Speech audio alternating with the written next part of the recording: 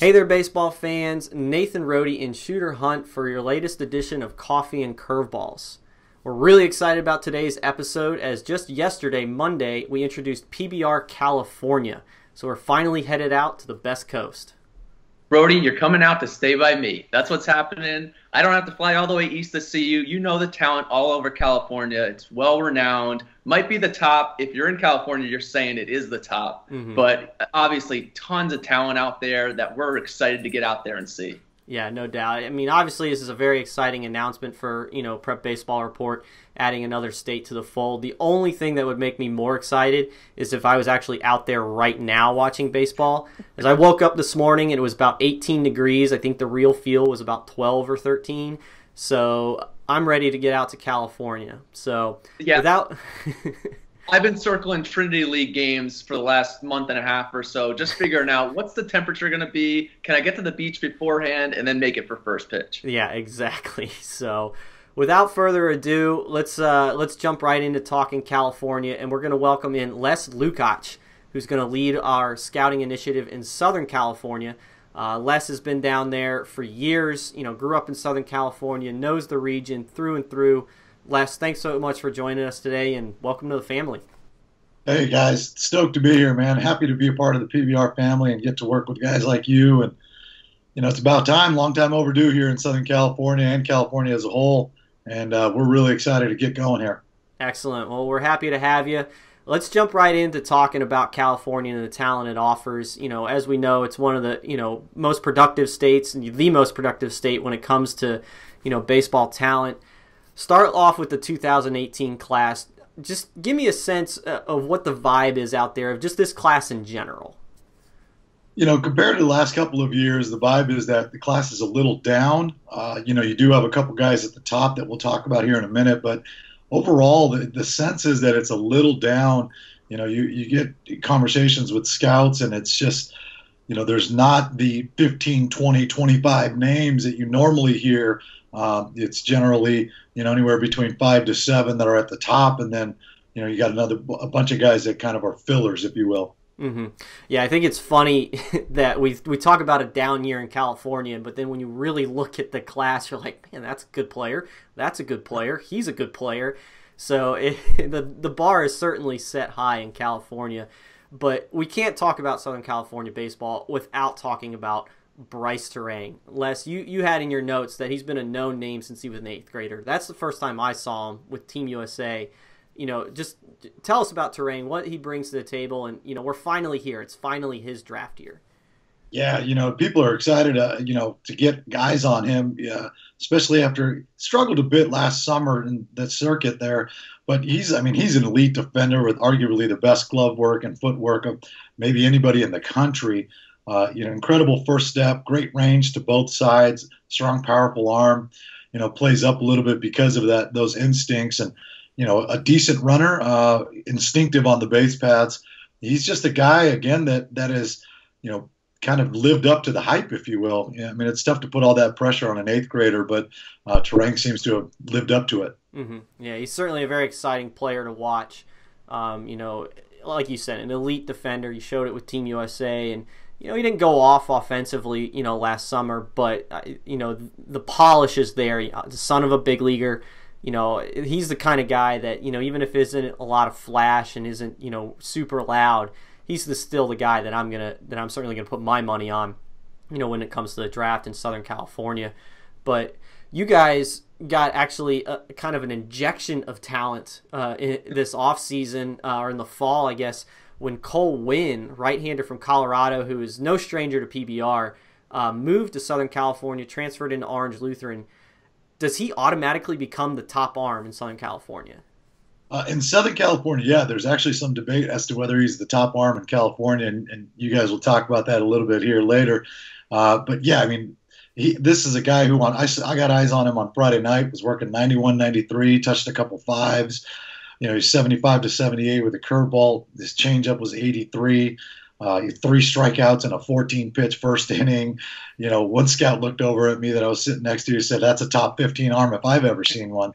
Then for good measure, he comes up in the bottom of the first and smokes a stand-up double in the left center field gap at USD on a damp, wet night. So, mean, this guy's just a hyper athletic kid. But talking to the Olu coaches after the game, there was one moment that really stood out. There was another pitcher that, scuffled a little bit, and he went over to him, put his arm around him, talked to him a little bit, got him up on the rail, and was just chatting with him the rest of the game. And talking to head coach Eric Borby, he says he's a better better person than he is a player, which says a lot when you're talking about a top 15 arm. Mm-hmm. Yeah, it's certainly fortunate for Orange Lutheran, and also, just a good story in itself. Like, we see transfers all the time, and, they're athletically inclined, and, it's about talent and who can win and this and that. But Cole Winn, obviously, like you said, genuine human being, heck of a competitor. So it's going to be a lot of fun to see him go up against the West Coast talent out there after his move from Colorado. But one more guy in the 2018 class we'll talk about, another transfer, and this one is because of a hardship and a very understanding one. Vinny Tosti, I think I'm pronouncing that name right, you can correct me if I'm not, moves down from Northern California after Cardinal Newman. I guess their season, might be in question. I know at least their facilities are in question because of the Santa Rosa fires. Yeah, and by all accounts, Vinny's just a great person as well. I've had a chance to talk to him once. Saw him at a workout, which was non-baseball related, just kind of more of a physical workout recently, and you can quickly look over, any potential issue with his size, because I mean he's just put together really, really well. Spoke to his dad about the hardship, and obviously devastated what happened to their school and their region. But one man's loss is another man's gain. So the Trinity League and general and modern day in particular, is getting a really good player. We got eyes on him a little bit this weekend as well, and down at the same USD camp. And I mean, he hit a ball to left field that I don't know that it's landed yet. Just loud contact guy, sub 6'5" runner. Defensively, in my opinion, he put his move down to SoCal puts him at the top of the class in terms of defensive outfielders. Excellent. Well, let's move on to the 2019 class. Get a look at shooter's world, if you will, with the underclassmen. But you were quick to note two guys specifically in Wesley Scott and Spencer Jones. So fill us in on them and what they bring to the table and what we should be looking at them for down the road. Well, the first thing that stands out is that they're both Vandy commits, right? So you got two 2019 SoCal kids headed to Vandy. Coach Corbin continues to just find the best players in the country. But Wesley Scott, is a right-handed pitcher, touches 95, works 92, 93, incredible command with this fastball presently. He uses a three-quarter delivery that he repeats very well, and he uses that same delivery on all of his pitches. The slider, though, has plus pitch potential. This thing is just sharp. It's big. It sweeps. It's just, it's a lights out pitch. If there's a question on him, it's the high school competition he faces. But when Vandy comes knocking, you can throw the high school competition question out. For sure. And then Spencer Jones, obviously, pretty talented in himself.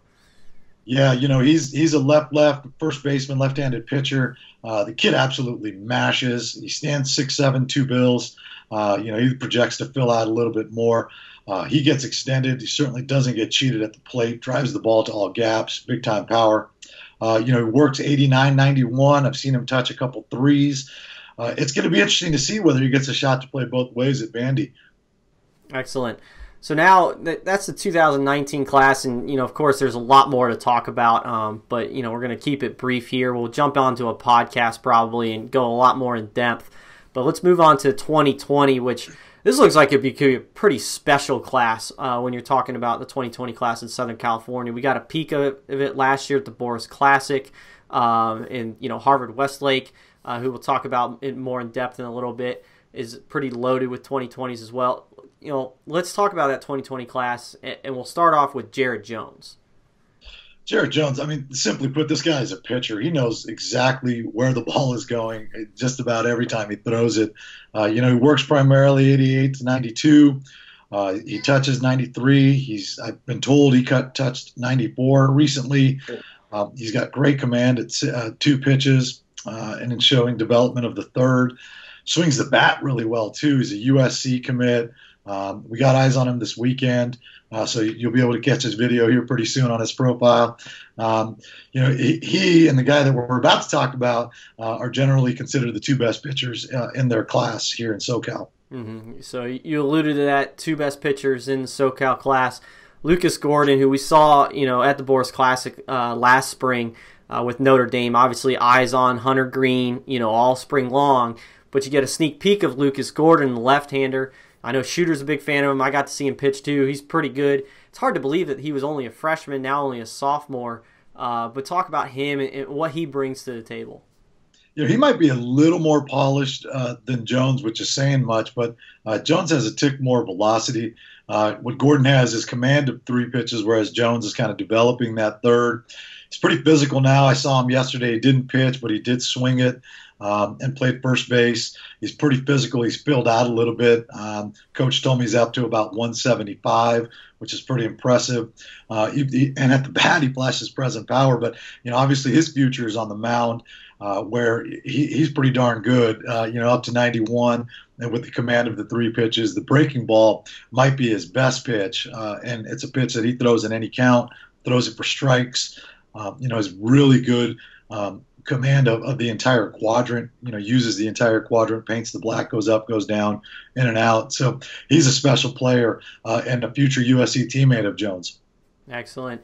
And then the last guy we'll talk about in the 2020 class comes from Harvard Westlake.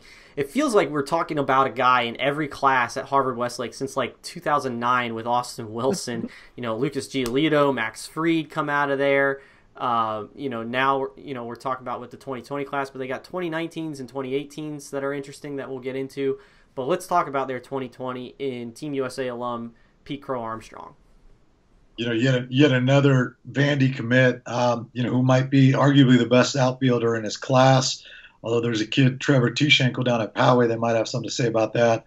I got eyes on Pete Crow Armstrong on Friday night down at the USD camp, and what ended up getting banged because of fog. But he made one play in particular where, because of the fog, he couldn't really see it. But next thing you know, he just shoots to his right and lays out, makes a catch that, it's kind of had you scratching your head. A, how did he see it? And B, how did he make the play? But great first step, above average present arm that should continue to grow and fill out, runs really well, bat plays up, the running ability again is really nice, shows incredible range, and he's starting to show some juice in the bat, which should continue to develop. Mm-hmm. Let's shift the discussion now to some teams to talk about. With Southern California baseball, there is so much draft talent, but there's a lot of talent beyond that too. A lot of guys are going to head to D1 schools, and you look at some of these teams, and if they don't have that, even if they don't have that big sexy guy, these teams are still loaded. There'll be 4, 6, or sometimes even 10 Division I recruits on one team. So let's talk about some of those teams that really stand out that could make some noise this spring. No state titles in California, but you got section titles. Some of those teams that could really make some noise in their sections, starting with East Lake way down south. Yeah, East Lake down in San Diego, they won the Open Division, which is the biggest division currently in the state. Lost a lot from last year's team, but they still returned 6 D1 commits and a D2 commit. Grant Holmes is the big name there. He's a 6'6" right-handed pitcher, runs it up in the low 90s, swings it pretty well. Had a chance to see them this weekend, and he smoked a couple balls to the gaps at San Diego State. But one name for you, Shooter, in particular, Keone Cavaco. He's a 19 third baseman, San Diego State commit. This kid absolutely mashes. He is physical, one Polynesian descent, but he's incredibly nimble on his feet, big arm, made a play on the line, threw it across the diamond on a rope to bang a pretty good runner.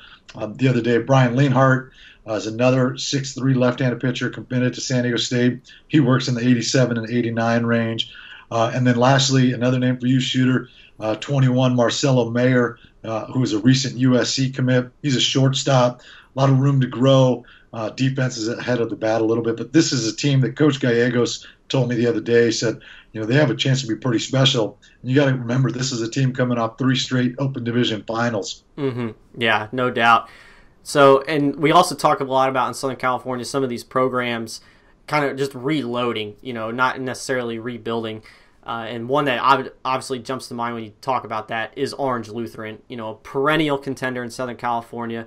Been to NHSI here in North Carolina a few times, a regular in the Boris Classic, constantly churning out talent. And it sounds like, this year is no different, especially with the, getting Cole Wynn, who we just talked about. Right, and Cole Wynn makes it 6 pitchers for them, and it's just, it's an embarrassment of riches for Coach Borba and his staff. Everybody knows Wynn, but Lonnie Morris is an 18 left-handed pitcher committed to UCSD that is starting to get some helium. He was up to 88 on Friday night. The curveball is incredibly nasty, and he shows really good feel for a changeup.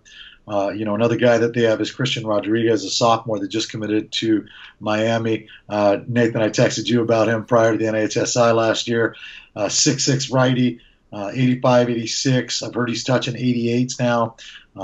Very good breaking ball, and only a sophomore. He's pretty thin. He's got a lot of room to fill out. There's just so many guys, right? I mean, Zach Lou's a shortstop going to Fullerton. They've got 2 sophomores that will be, in my opinion, probably national recruits, and Chad Bourne and Elijah Burries.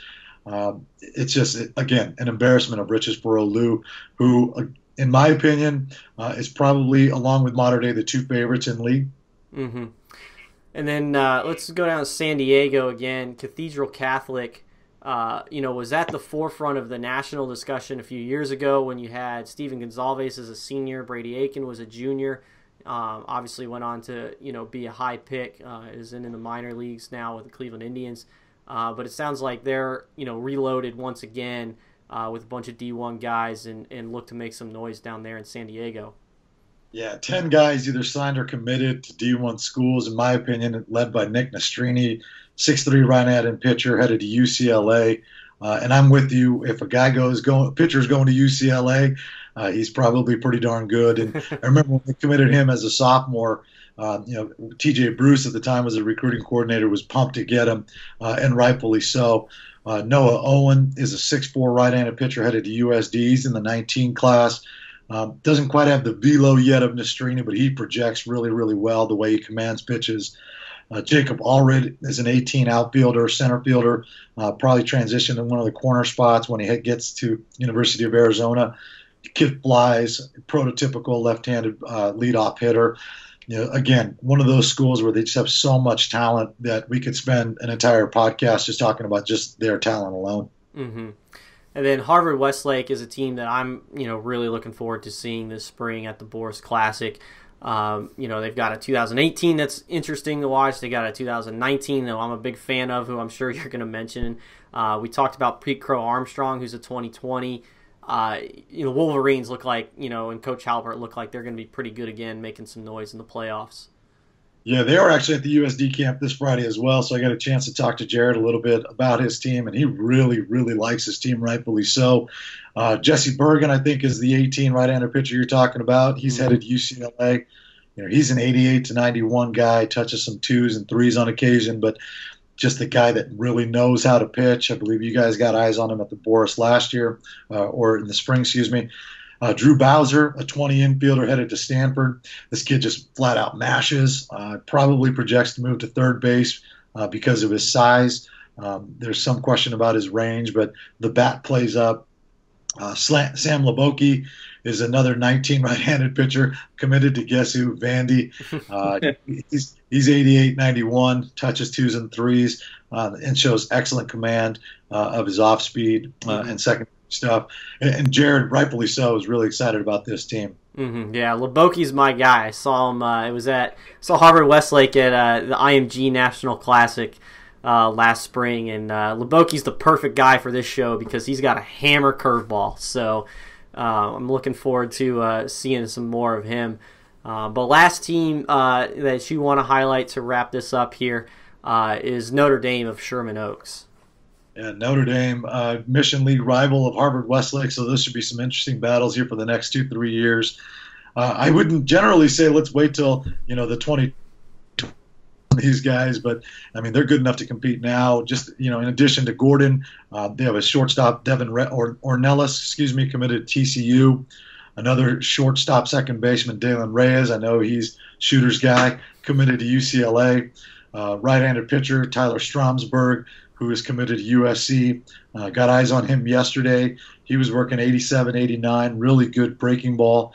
It at times can be loose, but he's, physical, big 6'3" guy. They also have 3 other guys in the 20 class that have offers. And you're going to want to remember the names. Chris Aldrich, he's a right-handed pitcher, outfielder.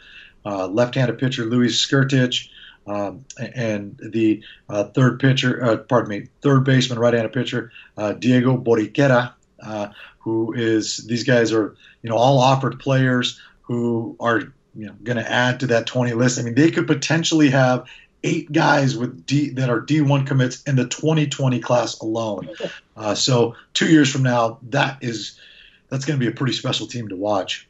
Yeah, it certainly sounds like it. So that's an unbelievable look at Southern California to give you guys a taste that if you weren't familiar with it before, or if you're in SoCal, just to get you hyped up for the season. So Les, thanks so much for joining us today, and certainly looking forward to, getting into it in California out there.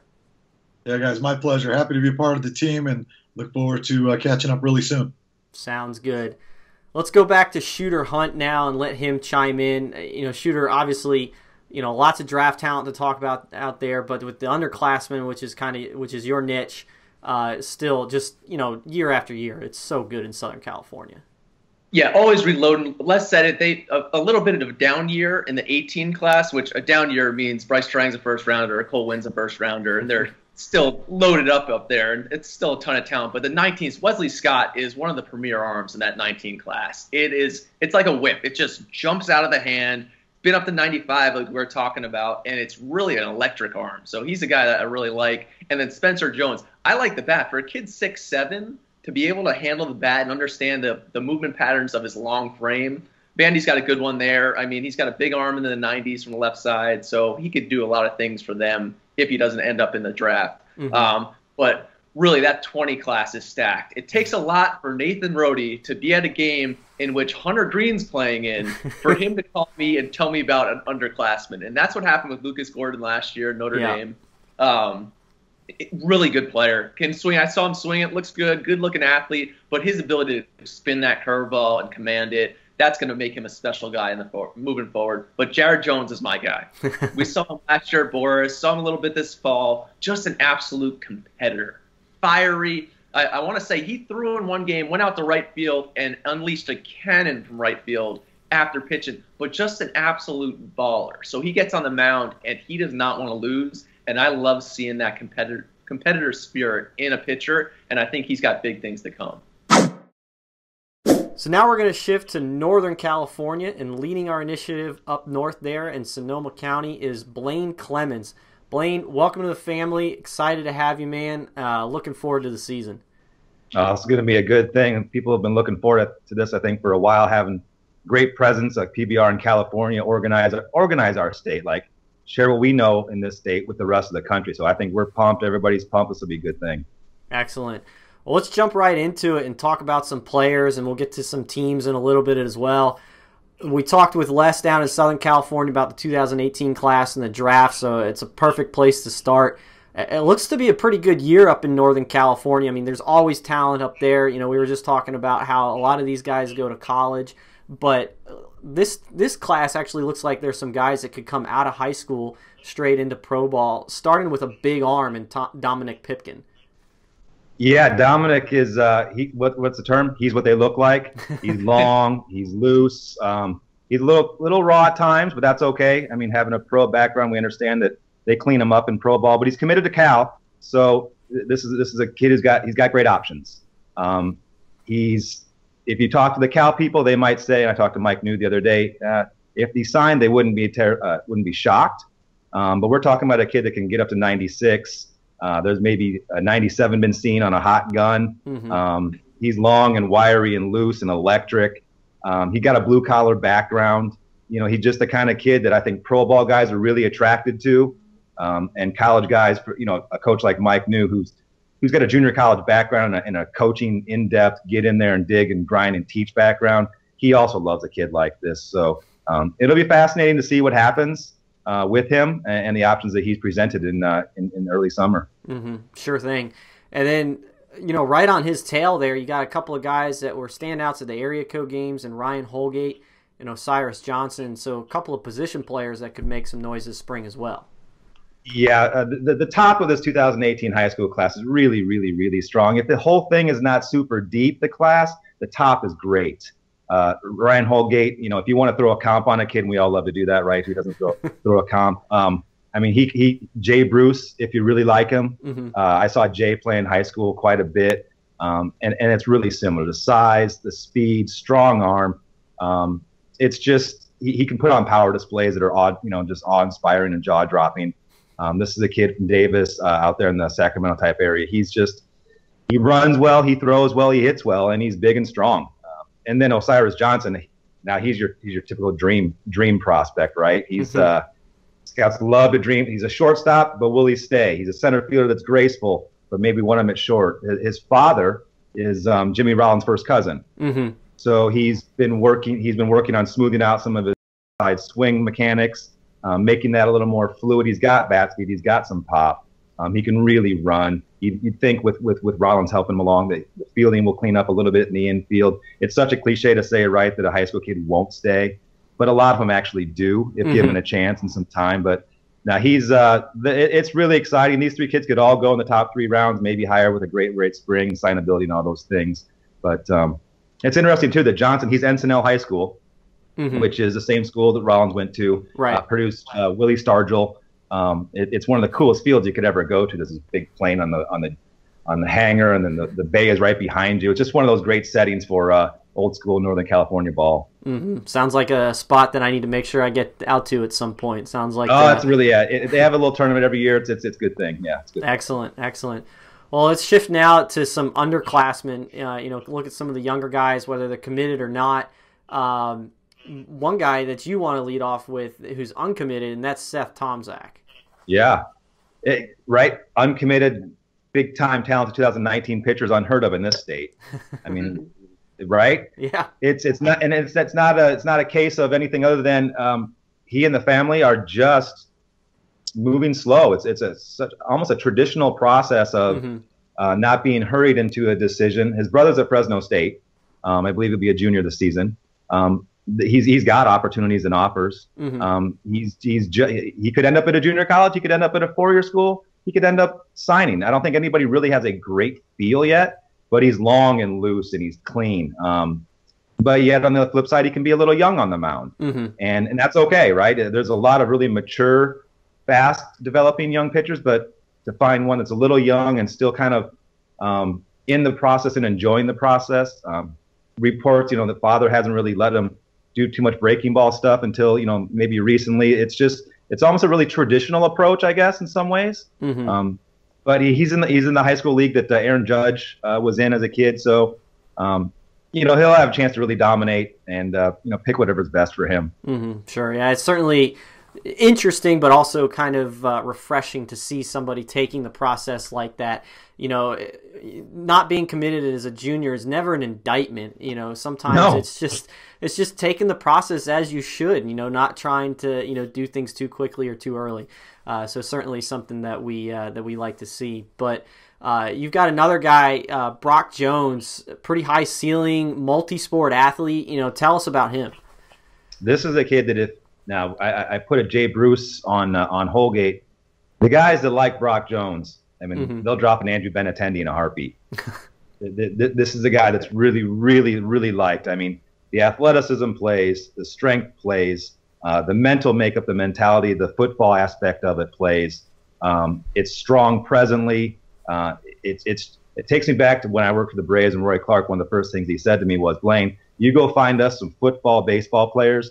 Find us some athletes. We'll make Braves out of them." And it just really takes me back to that, and you see a kid like this, and you just kind of feel the physical presence and just the whole package, and then you just understand the mentality that comes with that.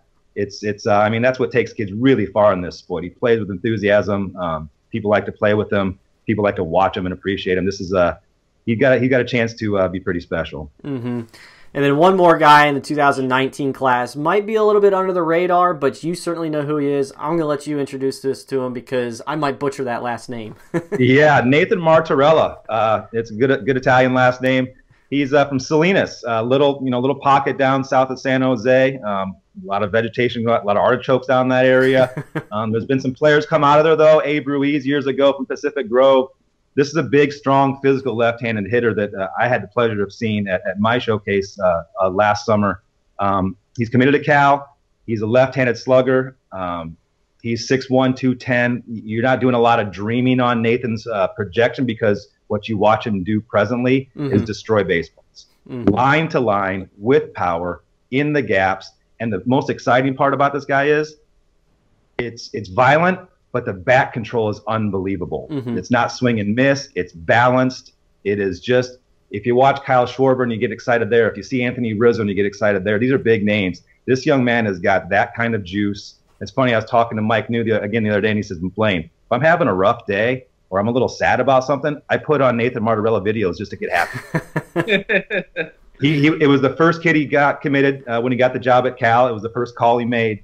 He said, we got to have you. So he's not a big name on the circuit. He's not a big name in terms of the travel team he's participated with, but this is a young man that put him with anybody in any BP in any game, and you're as excited about him as anybody else. Excellent. Now let's shift to the sophomores and the freshmen, in the region. Chase Davis is a 2020 for you. Obviously as a 2020, further down the road, but what can we expect out of this guy? You want to put a little pressure on a kid. People think he could be a first rounder. I mean, he's a sophomore and people are already saying that kind of stuff, right? I mean, we're talking about another with Martorella and Jones. And Holgate, he's a physical left-handed power hitter. And he's already showing that. He's already got the present day size. You're not dreaming on projection. Is he going to fill out that frame? The bat speed's there. Is strength going to come? You don't have to do that right now. You just got to watch him and go, okay, is he this good? How will he do against the best competition, and just make a decision? And if that all holds up, I think he'll have every bit of opportunity that the young man could ever want. And then in the freshman class, it seems like it's going to be 2021 is going to be a good year for Northern California up there. But kind of leading the way is Tyree Reed. Yeah, Tyree is a long, graceful, fluid-moving young man. He was a 14 and under developmental series kid that made it out of that, and then as a 14 made it to the last cut of the 15 and under national team. So he's got a taste of high-level competition. I think I was actually out there at a practice he was at yesterday with his Admirals summer team. He's a great kid. He smiles easy. His teammates just are drawn to him. He's very infectious. And all this stuff. We can see that a boy can play. A young man can play. He's left. He can run. He can throw. He's got some power. He's got some bat speed. He's a projection kid. I mean, he's long and lean and limber. But the fun part about being around him and learning him is that this kid's presence is that it's that fun. And a lot of these kids that are in these these big fish bowls, these little fish bowls, I should say, as young men, they don't really know how to deal with that all the time. I think this young man's got a great head on his shoulders, got great support around him. And within the class, there are a number of 2021s here in Northern California. I think he's got a chance to stand out as the most exciting one. Excellent. Well, let's shift now and talk about some teams in Northern California. Obviously, like we mentioned, there's a lot of guys that end up in college, so you see a lot of teams having multiple Division I recruits on one roster. I'm looking at the list that you sent me of teams that you want to talk about, and it's a who's who of the top programs up there. The ones that I remember ranking back in the days when I was doing a national top 25. But start off with Buchanan. It sounds like they've got a chance to be pretty good this year, but next year as well with a strong group of 2019. Yeah, it's really heavy with the 2019s. There's three kids that the scouts ready to talk about right away. Obviously, we talked about Brock Jones is going to be there this year. Miguel Ortiz is a 6'1", 180 outfielder that can really, really run. We've also got lost my train of thought. Jacob King is a UC Irvine commit, a first baseman with some pop. They have an outfielder who's a 2018 right now going to San Jose State and Renteria. The coach, Tom Donald, has been there for a long, long time, been very, very successful, including his own son, Jason. I believe now working for the Boris Corporation. Big leaguer. Just a a winning pedigree and a coach. You know, in high school ball, if you got a coach that knows what they're doing, has been somewhere a long, long time, that culture that's developed, it overcomes some of the teams maybe having more talent. And I think in the Central Valley, Buchanan has been the standard for a long, long time, and I think they'll be forced to be reckoned with. Certainly. And speaking of programs that have been around a long, long time and producing that talent, Elk Grove, once again, looks to be, a strong team and, in contention.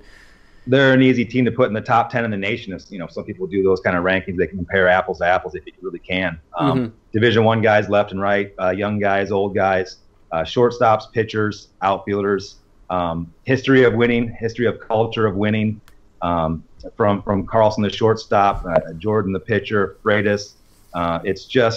It's unbelievable, really, what they produce on a given year, frankly. And then Marin Catholic is another team that you feel like is going to be pretty strong this spring. Yeah, Marin Catholic. So small. So the Marin Catholic, they play like a big school, but they kind of play not at the highest level in the North Bay here. But they produce players. I mean, Jesse Foppert's their head coach, a kid I coached at USF, and a big leaguer and one of the Baseball America darlings of years ago, if you recall, when he's rocketing through the Giant system. But he's found a niche down there in Marin, just coaching these kids. He's a real calm guy, but he understands talent. He's got 2 catchers that any high school would fight to have. Only one of them is going to get to catch. He's got a pitcher going to Santa Clara. He's got one signed at Oregon. He's got athletes all around the diamond. There's a lot of multi-sport kids at Marin Catholic. I think that's exciting for high school players to develop that athleticism. So, they really roll through their level of competition in Northern California. But I think if you were to put them on a field with an Elk Grove, a Buchanan, a Valley Christian, a Sarah, I think they would definitely hold their own. I think they're a team to watch now and coming. There's a lot of development happening down there. For sure. And then, we look at Sarah, not to be confused with J. Sarah down in San Juan Capistrano or even the Sarah in Gardena. There's Sarahs all over the state. But Sarah up in NorCal obviously has a pretty good group, starting with Cameron Barstad, who was at the area code games and might get some looks from scouts as well. Oh, yeah, Cameron's he's recognized as the top high school catcher in the area, left-handed hitter, baseball type of rat. You get that kind of kid at Sarah High School in San Mateo. What we've always known in this area for years is that in that really very difficult conference, the West Catholic Athletic League, Sarah in many, many years is not the most physically gifted team in that conference, whether it's St. Francis or Valley or Bellarmine. I mean, goodness, Mitty. They're all very strong. They play and always have had this just rat beat you kind of approach to the game. Tony Rendo was a kid back in the day that people love to watch. Just a lot of them. There's a Mitchell Scott going to Cal as a pitcher. There's a really deep young class of sophomores that are pushing juniors and seniors. There's a shortstop named Chris Fung who's going to play at UC San Diego, who's a really, really good looking young player, left-handed hitter. Father's a longtime coach in San Francisco. But yeah, if you put Sarah on a field against somebody else and tell them go get it, it's going to be a dogfight. And correct me if I'm wrong, Sarah and San Mateo, is that Barry Bonds and Tom Brady? Yeah, it is. Yeah, it's pretty special. Yeah, it's a decent list of alums that they've got coming out of there. But 2 more teams, before we wrap things up here. Santa Cruz is another one that you were certainly one to highlight. Yeah, that little area down there in the 831 area code. I mean, we start with a Glen Allen Hill. And then a talented kid. I mean, it's just unbelievable to watch the athleticism jump off the page. You know his father's history. And they have a right-handed pitcher who's also a shortstop named Javier Felix, who's a 2019, just one of the highest level baseball players in Northern California, mound, hit, field, all that stuff. Their head coach, Dustin Torchio, was a Sarah type of baseball player, Fresno State type of kid, just a really, really good baseball guy with kids that love to play. So this is a team I would kind of pick to maybe surprise some people, push some other teams out in the CCS, and they've got talent. And then the last team that you're going to bring up, is a good squad, even though they lost their guy. We talked about this with Les, Vinny Tosti, transferring down to SoCal with Mater Dei, but that's Cardinal Newman. Obviously a talented program, but more so the story is, how they go about this season dealing with some adversity, because obviously facilities were ravaged pretty good by the Santa Rosa fires. Yeah, this was a tough situation. It's tough when you lose your best player to begin with, but the reason why he left is really tragic in so many ways, losing his home. He's not the only kid in that area. But they will bounce back. They got great leadership from a new head coach named Derek DiBenedetti, replacing a longtime coach named TJ McMahon, a good man. But he's got players there now. He's got some players I think that want to prove they can't be beaten down by this terrible situation. The community support has been fantastic. But yeah, their field was burned. It was an all-turf field. It's not there right now. Dugouts severely damaged. A lot of the school was burned down. This is a pillar of the Sonoma County community for a long, long time. But if you want to get to the baseball part of it, and you want to root for kids and their success, but there's players here. Vinny wasn't the only player. They have a 2019 right-handed pitcher who will sign Division I somewhere someday, named Sean Flowers. They have a catcher, senior, currently uncommitted, named Jason Moran. I think can play for about anybody in the nation. And if anybody's listening needs a catcher, Jason Moran at Cardinal Newman High School can do the job. There you go. A first baseman outfit named Caleb Weiss, who's had some Division I looks. I think he will get an opportunity. Left-handed hitter, athletic.